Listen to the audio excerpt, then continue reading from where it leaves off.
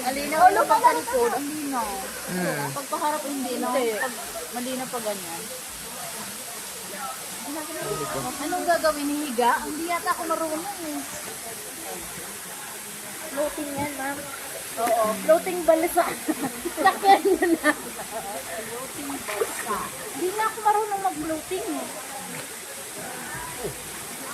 Iangat mo ang mukha mo. Iangat yan. Ginahura ka. Ganyan. Tapos balot ano. Parang tenga, maano yung tenga mo. Parang feeling ko kasi kaano yung tenga ko eh, papasukan. Meron talaga siyang ano siya. Ah, normal? Oo. Hindi na nagpapalutang eh, pwede.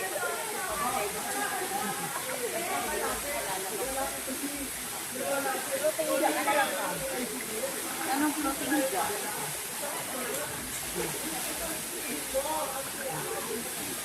Oh, ba't lumubog ka? Natawa si Kimberly.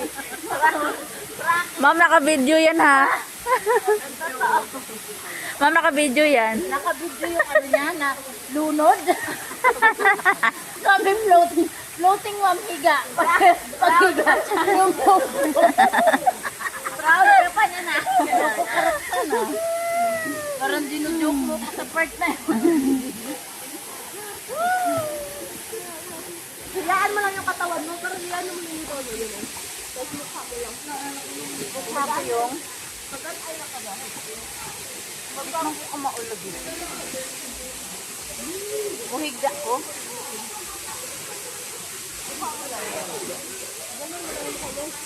Ay, dito pa ka ako. Ganun.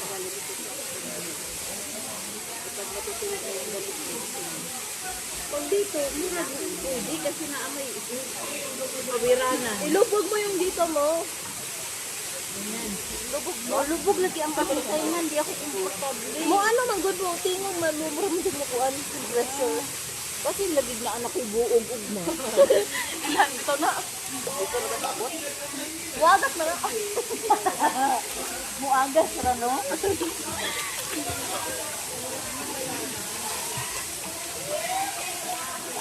Doon ako magsimula lang tapos papunta dito. Pakitang gilas ka Roxanne. Yung parang uhubutin mo yung Sabi yung kapakapan niya, magkita ko. pakitang gilas ka Roxanne kasi nakabidyo yan. Yung swimming mo na parang maglalabasan lahat ng tubig dito sa